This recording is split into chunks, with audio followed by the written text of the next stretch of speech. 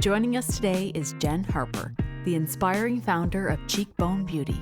We're putting people and the planet before profits, which in most cases in business, it's really about how are we, filling stakeholder pockets versus actually taking care of those other things, which feel far more important. Yeah. But unfortunately, that's not how it really works in the business world.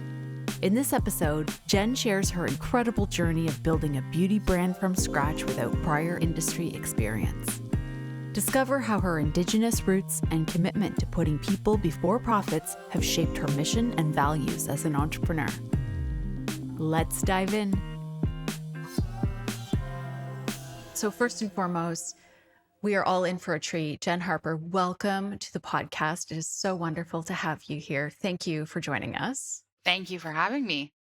In addition to your fantastic company, one of the things that I learned as I was reading up about you is that in 2022, Entrepreneur Magazine named you as one of 100 Women of the Year. And when you actually look at that award, you are in great company. And it's so wonderful to talk to you about entrepreneurship and leadership. So congratulations on everything that you've accomplished so far. Thank you so much. I am like a big believer in manifesting.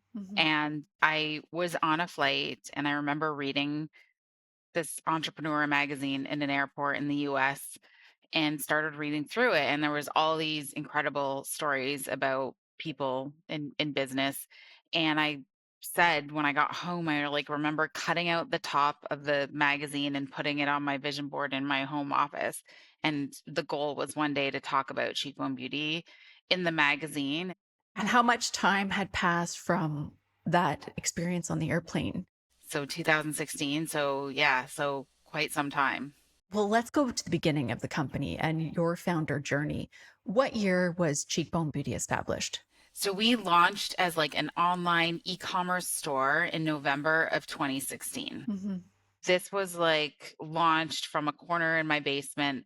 I actually started the whole idea process after having like what I call like life-changing dream back in 2015. So I was selling seafood. I worked for a seafood company at the time, and it's January of 2015, and I have like this pop out of bed middle of the night dream.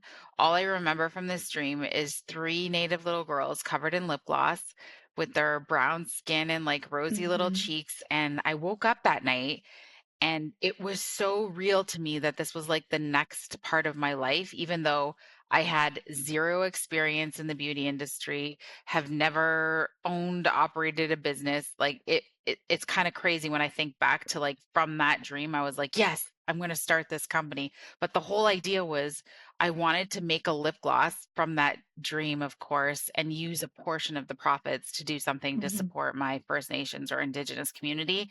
And I had no idea what that looked like, but I just knew I was such a huge fan of brands like Tom's Shoes at the time and learning so much about Patagonia and their success and how really that this idea of like making a social impact was possible when it came to business. I spent those first 2 years like just doing everything and learning so much about one, my Indigenous culture, but two, about entrepreneurship and building a financial plan. And I read over 100 books between 2015 and 2016, trying to make sure that I was like learning as much as I could. I was just like an absolute sponge. I would show up at every sort of business networking event I could possibly afford or get to and try to make as many connections as possible. And that was definitely what the first 2 years felt and looked like. You speak to a lot of young entrepreneurs today. Do you feel like that lag of the journey is well understood in today's world, or are people a bit more impatient with how fast they expect things to come together? I can imagine in the world we live in and how fast everything is happening that for younger folks, for sure, this patience is probably a big issue because we see this idea of something becoming so successful so quickly in the online social media space. And I think it's harder for us to recognize that everything is like 10 years and before you really see true success. Hmm. Because if you're going to do this, it's going to be this roller coaster ride forever. And that's regardless of like the revenue dollar amount, whether you're doing 1 million, 10 million a year, or when you get to 100 million, the ups and downs will always be there. I think it's just a numbers game and your problems just get bigger because of the size of the dollar value, but the problems are still there. They're not going away. What did you do to learn to cope and manage through the highs and the lows? The lows feel so low, and entrepreneurship is kind of a lonely path. We choose it. I don't have a co-founder, and I know even co-founders speak of feeling lonely because we're sort of all doing this from our individual spaces. And so having like a really strong set of values and principles just in my personal life has always been super helpful. A routine of like great mental, emotional, physical, and spiritual health has been critical. Like I have a daily routine, Hmm. prayer, meditation, and physical fitness. Like those are non-negotiables. And no matter where I am in the world, that's how the day begins. And then I feel certainly so much more well equipped to handle anything that's coming my way, but we should be working harder on ourselves than we do on the business because we're the ones running and operating the business. So if we're not at our full capacity, then that could really impact the business. I'm a firm believer that your business is a reflection of you and wherever you are in your kind of evolution and journey and all of your relationship dynamics, all of your confidence. It's like it just becomes a reflection of you and how you build the company. A lot of your Indigenous heritage is rooted in the values of your company. Was that something that was like of high value and importance to you before starting Cheekbone Beauty, or was that really brought on by kind of the vision and mission? I would say there's been an evolution of me understanding my Indigenous roots. Yeah. I grew up with my mother who's not Indigenous. And so I didn't really have a strong connection to my culture or my community for the majority of my life. So it wasn't until my mid 30s that I started to connect even with my family. As a young person, my dad had his own struggles. And at 19, I just decided to cut all ties with him. I thought, I'm an adult now. I don't need to have this relationship. And Hmm. also me understanding one, the entire systematic abuse through residential school system and the systematic abuse that left on my culture, which included my family, which included my father. So now I recognize with really clear eyes that my father was a product of the system that he was raised in. And so I now look at that completely different and have so much gratitude for the love that I got from both of my parents, despite what my dad had to live through and go through and experience, and recognizing and learning about this term called generational or transgenerational trauma, which was impacted greatly by the residential school system, which my grandmother survived. It was passed on to my father and then ultimately passed on to me and my siblings. And so when you have that information and when we know better we can do better. And so just I then decided, okay, no, this is a big part of who I am. For me, I had struggled Hmm. with addiction for many years, and one of the ways that I've been able to manage recovery was just eliminating this whole idea of shame. And so Hmm. now I feel very proud of who I am and where I've come from. But it's so true that how we've been able to take this company and incorporate a lot of those teachings into the kind of business I want to build. Hmm. And of course, I want the core values to be surrounded by the things that are really important. And these were being pulled from my Anishinaabe roots. So we used what is called our seven grandfather Hmm. teachings to build our core values at Cheekbone Beauty, which our values and principles. One is just based on love, humility, bravery. Hmm. Another teaching is the seven generations teaching, which is really about environmental impact and what we do today and how it impacts not only the next generation, but the next seven generations. Hmm. Learning that the idea of success within our Indigenous communities is more about what you're doing to give back to community versus what you're attaining for yourself. So they're really in opposition of like this Western idea of success. Hmm. For us at Cheekbone Beauty, it was definitely a way to set ourselves as a unique position in the marketplace as well. Hmm. There's not a lot of Indigenous led or run beauty companies. And at the time when we started, there was very, very little. There was none working with Sephora. And so we wanted to uniquely position ourselves, and by adding our teachings and our culture into building the business and brand is really what sets us apart. Jen, how did you actually apply the teachings practically through the business? I would love for many more companies to kind of be able to integrate and move in this direction. How should leaders actually think about taking this concept, and like what would be some real life examples that you guys did? So at first it was really challenging in the sense that, Hmm. is this even possible? It's like you're like rebuilding a whole new business model, if you will. And one, there's expense challenges. We all know like capital is a big struggle for entrepreneurs Hmm. always. Then having to find investors that believed in building the kind of business, and the kind of business where um we became a B Corp certified company in 2021. So this is after we had started.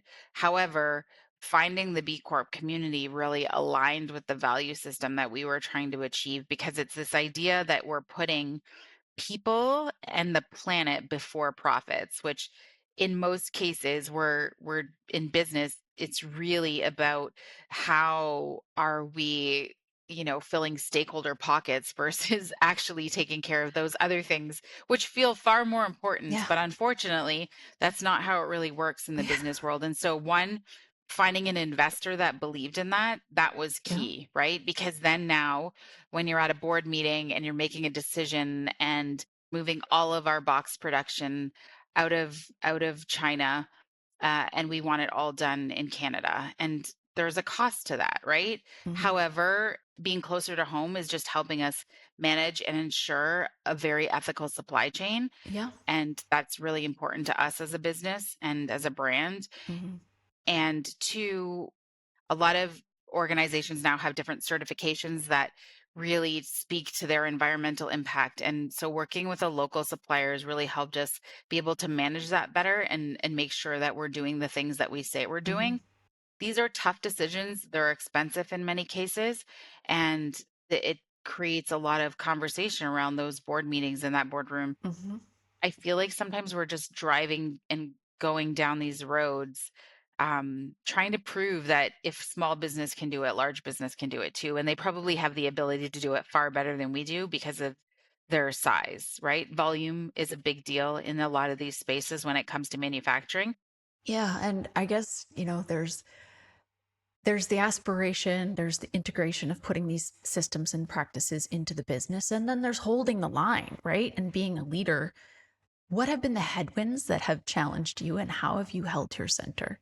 I think market changes, they've been really challenging. And that is, I think, just access to the customer. We grew on social media, and we grew during that time of like rapid social media growth and e-commerce growth and being in that space, and everything has dramatically changed since we launched in that world.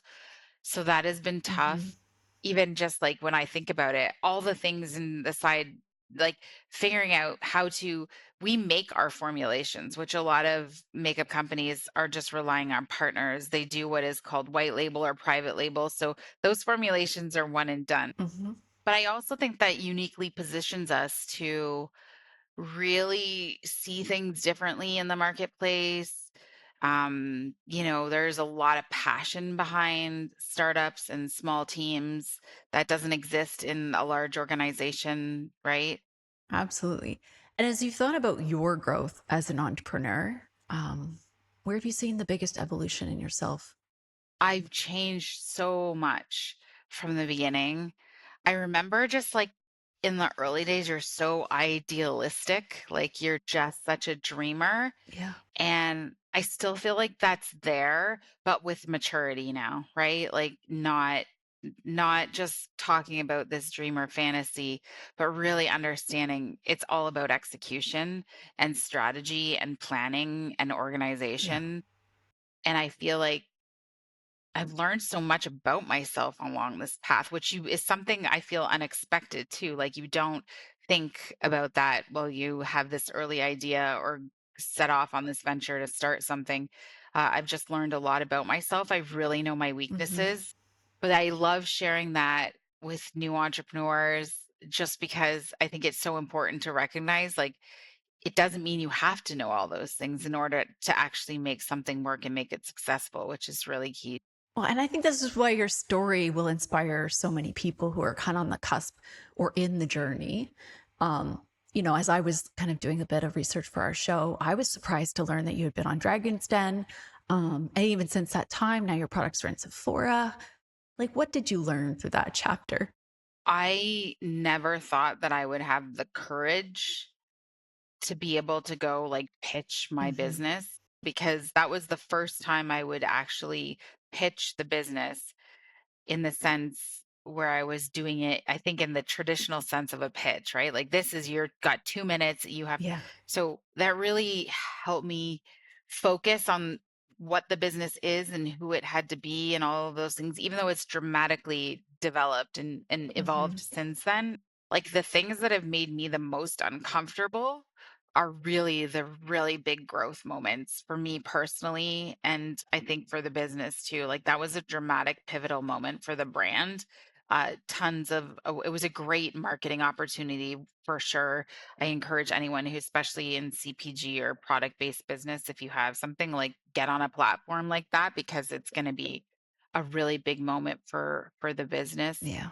I've been thinking a lot about exploring the difference between confidence and worthiness. We can be confident in our skills, but worthiness, especially as it relates to receiving help, receiving money, like worthiness is a whole different category in the subconscious. Have you experienced the difference between having to work on confidence and worthiness in your own entrepreneurial journey? I feel really fortunate because of my sobriety journey. Yeah. Like, it really has set me up for success in business. One, because I feel like I accomplished an absolute miracle, right? When Hmm. you struggle with addiction and you overcome that, it feels like a mountain-like obstacle, Hmm. and overcoming it feels really powerful and really special. And so I feel very blessed because that's given me a lot of real evidence. So what we need in life sometimes as people is we always need evidence that something is possible. Mm. And when you create your own, it's like faith. It's like in a sense, I have faith in myself because I've already accomplished something so big. Do you know what I mean? Yeah. Yeah. Yeah. And then I have a very personal relationship with the creator of the universe because of my sobriety journey. Yeah. And for me, I feel worthy because of that, and I'm just so connected. Like, and I obviously, I have shared this often, but when I'm in nature, especially, like seeing creation in is evidence of me, of the creator of the universe, and that I have this, I'm alive. Like I exist, and I'm grateful because I'm meant to be here. I Hmm. probably struggle more with like the confidence thing because sometimes I feel like I'm being fake confident, right? Because I'm like, oh, How so? because I feel like I don't have a lot of skills. Skills defined as like I was formally trained in these things. Exactly. Yeah. So Yeah. because of that, I feel like I've always struggled with the confidence side of things. Hmm. And then so many of wonderful friends and obviously I think from my female circle are like, look at what you've done in your life despite not having the formal training of all the you have the training. Like so many friends that carry MBAs, they're like, you built the business. We're just reading case studies Yeah. to get a piece of paper that say we have an MBA. So like, but you've done it. Having the conviction that that this is bigger than you, the mission, that was the energy that you were like pushing out there. And then when you talk about the confidence, it's like now, you can have the vision for the mission and you could feel terrified that you don't know how to do blank, blank, blank. Because the confidence is all about yourself. the mission is like, it's outside of you, right? It's the service, it's the bigger piece. And I think that's the energy, at least for me, that's the energy that's propelling me forward. And it's the thing you almost can't control. It's really interesting. There were times when I would meet people in the early days and you could tell they weren't getting and I say we, but it was just me. They weren't getting it. But then I would meet the people that felt the energy of Yeah. it, right? Yeah. And Yeah. we're like, that was like so like revitalizing when you would have those moments and it would help me not give up, literally. I want to formally just thank you so much for being here. I was watching you from afar, like your social media, the brand, probably 6 months before I reached out to you to be on the show, and was just so impressed by everything. So thank you so much. Thank you so much. That means so much. Yeah. I think people are really going to enjoy everything you shared. So thank you, Jenn, for being here today. Thanks for having me. Thank you for joining us. Don't forget to follow us on Instagram and LinkedIn, where we transform the wisdom from our podcast into practical tips, tools, and takeaways for your leadership journey. Find us at grit.grace.podcast. See you next week.